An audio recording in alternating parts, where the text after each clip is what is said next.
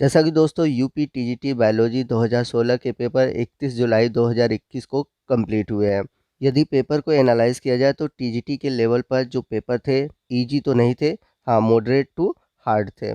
तो आइए मैं सभी क्वेश्चन यानी कि 125 क्वेश्चन को सॉल्व कराऊंगा और वीडियो के लास्ट में बताऊंगा कि आपके जो कट ऑफ है वो कितने जाएंगे। तो आइए वीडियो की शुरुआत करते हैं। तो पहला क्वेश्चन है, विकास की सर्वोत्तम परिभाषा है। तो इसका राइट ऑप्शन है ऑप्शन बी, संशोधन युक्त संतानें।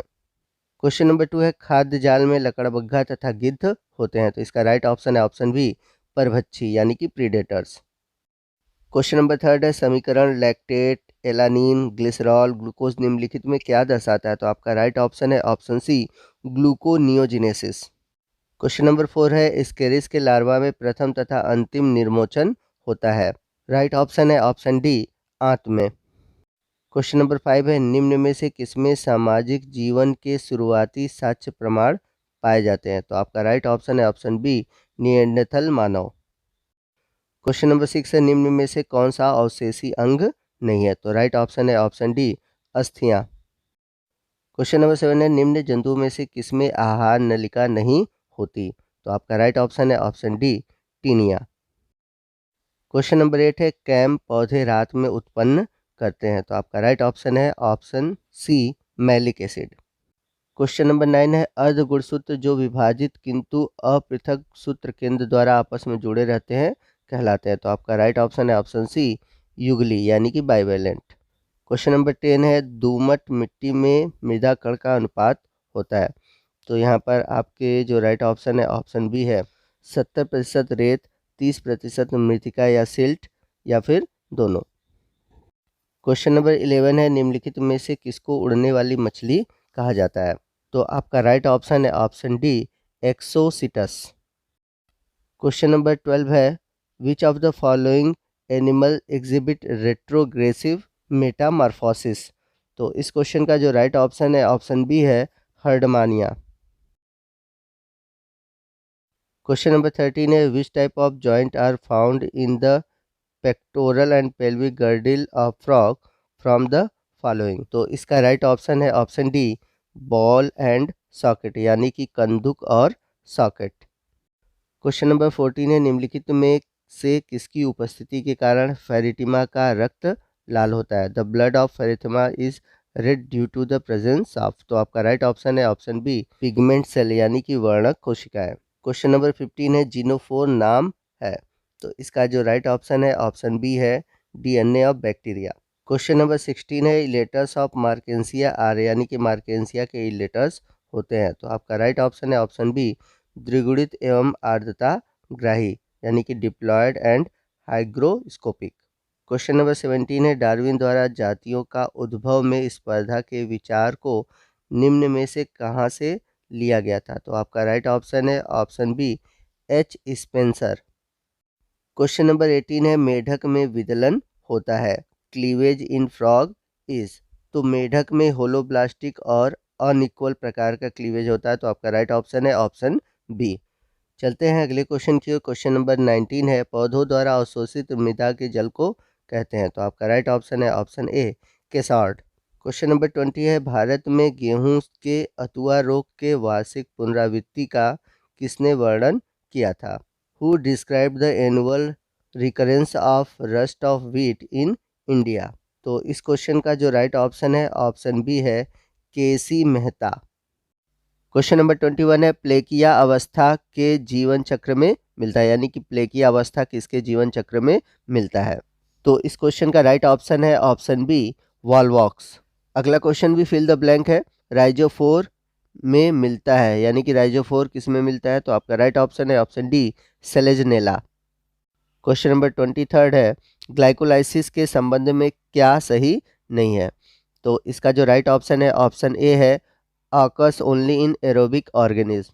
क्योंकि हम सभी जानते हैं कि जो ग्लाइकोलाइसिस है वह एरोबिक तथा एनएरोबिक दोनों प्रकार के जीवों में होता है, लेकिन यहाँ पर दिया हुआ है कि केवल ऑक्सी जीवों में होता है। तो ये कथन गलत है। तो हमारा राइट ऑप्शन है ऑप्शन ए। क्वेश्चन नंबर 24 है, in Palaemon the statocyst are present within which appendages. तो इसका राइट ऑप्शन है option a, antennule. Question number 25 है न्यूक्लियोसोम बना होता है। तो न्यूक्लियोसोम बना होता है डीएनए और हिस्टोन का। तो आपका राइट ऑप्शन है ऑप्शन सी। क्वेश्चन नंबर 26 है प्रतिस्कंदक मिश्रित मानव रक्त को यदि अपकेंद्री किया जाए तो निम्नलिखित में से कौन सा सर्वप्रथम अपकेंद्रण नली के तल पर बैठ जाएगा। तो इस क्वेश्चन का जो राइट ऑप्शन है ऑप्शन सी है प्लेटलेट्स।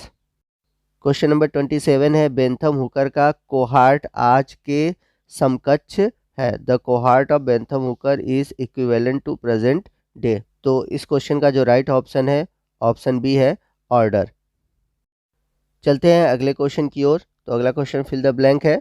तो आपको फिल करना है का मुख्य कार्य द्रव्य की संवेष्टित का आंतर कोशिकीय लक्ष्य तक पहुंचाना या कोशिका के बाहर श्रावण करना है।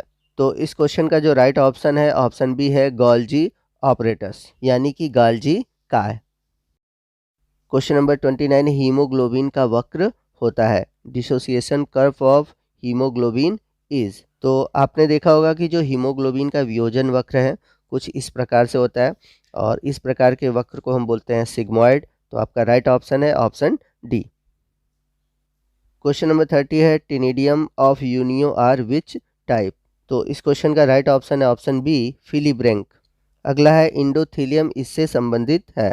तो इसका राइट ऑप्शन है option b inner most wall of anther. Question number 32 है टीएच मॉर्गन ने अपने सभी अनुवांशिक कार्यों के लिए निम्न में से किसका प्रयोग किया था। तो इसका राइट ऑप्शन है ऑप्शन ए ड्रोसोफिला। क्वेश्चन नंबर 33 है पुरकेंजे तंतु उपस्थित होते हैं यानी कि पुरकेंजे फाइबर पाए जाते हैं। तो ये पाए जाते हैं हार्ट में। तो राइट ऑप्शन है ऑप्शन सी। क्वेश्चन नंबर 34 है ब्रोटाइडल उतक निम्न में से किस जंतु का एक विशिष्ट लक्षण है। तो ये विशिष्ट लक्षण है हिरुडिनेरिया का। तो राइट ऑप्शन है ऑप्शन सी। क्वेश्चन नंबर 35 है in Aurelia excellent water current return through. तो इसका जो राइट ऑप्शन है ऑप्शन ए है perradia and interradia. Question number 36 है प्राणघाती जीन्स मुख्यतः अप्रभावी होता है इसलिए वह अवस्था में ही प्रभाव उत्पन्न करता है। तो इसका जो राइट ऑप्शन है ऑप्शन बी है विषम युग्मनजी यानी कि हेट्रोजाइगस। क्वेश्चन नंबर 37 है निम्नलिखित में से किसमें अपराइट पिरामिड पाया जाता है। तो अपराइट पिरामिड बायोमास संख्या ऊर्जा इन तीनों में पाया जाता है। तो आपका राइट ऑप्शन है ऑप्शन डी। क्वेश्चन नंबर 38 है तारा मछली में पेडिसिलरी का मुख्य कार्य क्या है। तो इसका मुख्य कार्य है उपमार्जन। तो आपका राइट ऑप्शन है ऑप्शन ए। क्वेश्चन नंबर 39 है शुक्राणु की पूंछ निम्न में से किसकी बनी होती है। तो ये बनी होती है माइक्रोट्यूब्यूल की यानी कि सूक्ष्म नलिका की। तो आपका राइट ऑप्शन है ऑप्शन ए।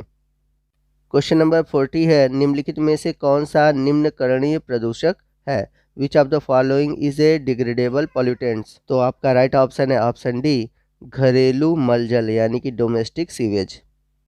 क्वेश्चन नंबर 41 है कसाभिका युक्त चल कोशिकाओं का सर्वथा अभाव होता है। तो आपको बताना है कि एल्गी की कौन सी ऐसी ग्रुप है जिसमें कि फ्लैजेलेटेड मोटाइल सेल अब्सेंट होते हैं। तो आपका राइट ऑप्शन है ऑप्शन ए साइनोफाइसी। क्वेश्चन नंबर 42 है इक्विसिटम के तने में प्रोटोजाइलम वाहिनिकाओं के विघटन से बनने वाली गुहा होती है। तो इसका राइट ऑप्शन है option b vallecular canal. Question number 43 है निम्न में से कौन सा फिनोलिक हार्मोन्स है। तो इसका राइट ऑप्शन है option a adrenaline. Question number 44 है which of the following statement is true regarding the nauplius larva. इस क्वेश्चन का राइट ऑप्शन है ऑप्शन डी। आइए चलते हैं अगले क्वेश्चन की ओर। अगला क्वेश्चन है पाइला किस प्रकार के जीवन के लिए अनुकूलित है। तो यह जो अपना लाइफ एडॉप्ट करता है वह कहता है उभयचर के रूप में यानी कि एम्फीबियस। राइट ऑप्शन है ऑप्शन सी। क्वेश्चन नंबर 47 है कौन सा कवक कापर की सूक्ष्म मात्रा भी पहचान लेता है और बायोएसएस में प्रयुक्त होता है। तो इसका राइट ऑप्शन है ऑप्शन ए पेनिसिलियम नोटेटम। क्वेश्चन नंबर 48 है एंजियोस्पर्म विकसित हुए थे। तो ये सीनोजोइक एरा में विकसित हुए थे। तो राइट ऑप्शन है ऑप्शन सी। क्वेश्चन नंबर 49 है केसा गुच्छिका निस्पंद का लगभग 80% पुनः अवशोषित होता है। तो इसका राइट ऑप्शन है ऑप्शन ए proximal convoluted tubule. Question number 50 है निम्न में से कौन सा कीट अपने भोजन को तरल करके ग्रहण करता है। तो इसका राइट ऑप्शन है option a house fly. Question number 51 है निम्न में से कौन सा अंबर कहलाता है। तो इसका राइट ऑप्शन है ऑप्शन सी UAG। तो दोस्तों बाकी बचे हुए क्वेश्चन को हम पार्ट 2 में सॉल्व करेंगे। तो आज के लिए बस इतना ही, अगला पार्ट देखना मत भूलिएगा। आपको ये पार्ट कैसा लगा कमेंट करके ज़रूर बताइएगा, और यदि आपको किसी भी क्वेश्चन में डाउट है तो आप हमसे कमेंट करके पूछ सकते हैं। तो दोस्तों मिलते हैं अगले पार्ट में, तब तक के लिए जय हिंद, जय भारत।